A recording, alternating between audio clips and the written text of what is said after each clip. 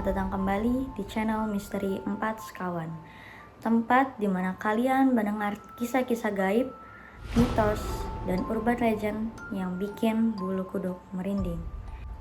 Matikan lampu, pasang headset, dan pastikan tidak sendirian.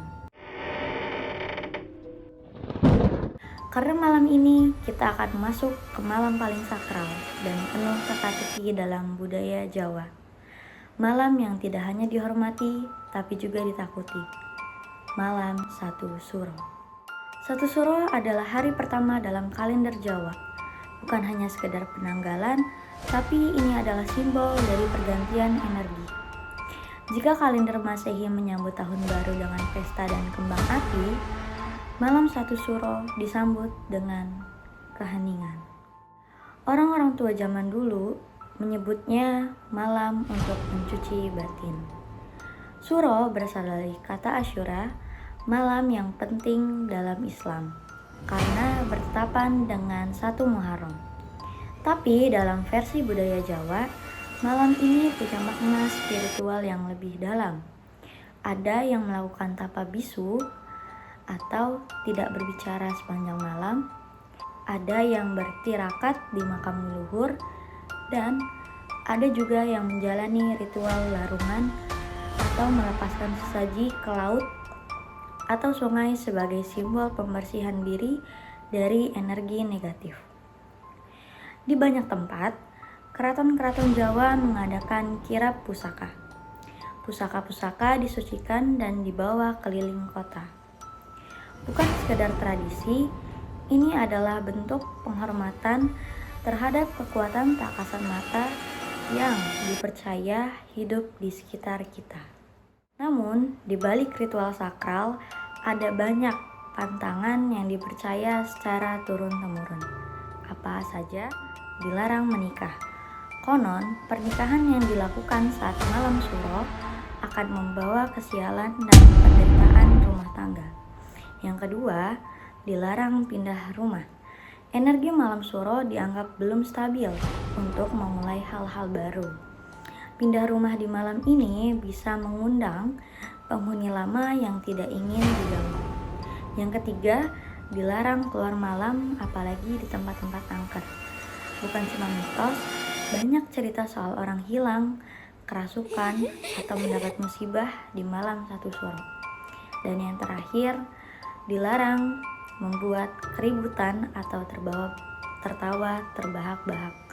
Karena malam ini bukan untuk hura-hura, tapi untuk merenung. Dan lucunya, banyak orang tua dulu bilang, kalau kamu nakal di malam Suro, siap-siap ditengok yang tak kasat. Kisah ini terjadi di Ponorogo. Ada seorang anak muda bernama Yono, konten kreator pemula. Dia ingin membuat konten eksplorasi malam Suro demi menaikkan viewers YouTube-nya. Lokasinya, sebuah petilasan tua bekas tempat pertapaan zaman dulu yang sudah ditinggalkan. Orang-orang setempat menyebutnya sebagai lokasi rawan gaib, bahkan siang hari pun jarang ada yang berani lewat sana. Yono datang bersama 2 temannya. Tapi anehnya, saat masuk area petilasan, kamera Yono tiba-tiba ngeblank selama 5 detik. Setelah itu normal lagi dan mereka lanjut mengeksplorasi. Setelah pulang, temannya baru sadar, Yono gak ikut pulang. Mereka pikir Yono sudah duluan naik ojek online. Tapi malam itu, Yono tidak pulang. Hingga hari ini tidak pernah ditemukan. Dan bagian paling mengerikan, rekaman video dari kamera Yono menunjukkan ada sosok hitam tinggi berdiri tepat di belakangnya pada menit ke-18. Padahal saat itu, teman-temannya bersumpah, kami bertiga ada di situ, gak ada siapa-siapa lagi. Warga bilang Yono dicelup lembut atau dibawa ke alam lain karena dia melanggar kesakralan malam Suro. Para spiritualis percaya malam Satu Suro adalah malam ketika tirai antara dunia nyata dan dunia gaib menipis.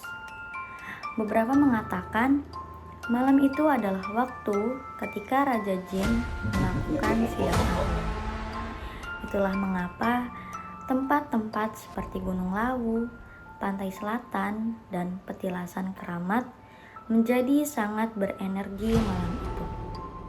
Ada pula kepercayaan bahwa leluhur dan arwah gentayangan lebih mudah menampakkan diri. Makanya, banyak ritual dilakukan untuk menenangkan mereka. Di beberapa desa, warga melakukan selamatan kecil di rumah agar tidak diganggu. Bahkan, ada yang meletakkan kembang 7 rupa dan air bunga di depan rumah agar makhluk halus tidak masuk. Oke, kita pernah mendapatkan cerita dari salah satu sobat Skau namanya Rani dari Klaten. Dia bilang saat malam 1 Suro tahun lalu, dia dan adiknya keluar rumah karena mendengar suara kucing menangis di depan pintu. Tapi anehnya, kucing itu duduk diam dan matanya merah menyala. Ketika Rani menatapnya lebih dekat, kucing itu berubah menjadi bayangan hitam dan menghilang begitu saja. Apa itu cuma halusinasi atau pertanda bahwa mereka membuka portal gaib malam itu? Pertanyaannya sekarang, apakah malam 1 Suro ini benar-benar malam yang mistis ataukah hanya warisan budaya leluhur yang dibalut simbol-simbol? Jawabannya bisa dua-duanya. Karena dalam setiap kepercayaan ada pesan bijak di baliknya. Malam 1 Suro bukan untuk ditakuti, tapi untuk dihargai. Bukan untuk menantang alam gaib, tapi untuk menyadari bahwa ada banyak hal di dunia ini yang tidak bisa dijelaskan logika. Selamat menyambut malam 1 Suro, diamlah sejenak dan dengarkan.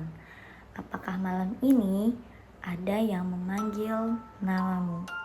Tulis pendapatmu di kolom komentar. Kalau kamu punya kisah mistis pribadi, sharing ke kami. Siapa tahu akan kami angkat di episode selanjutnya.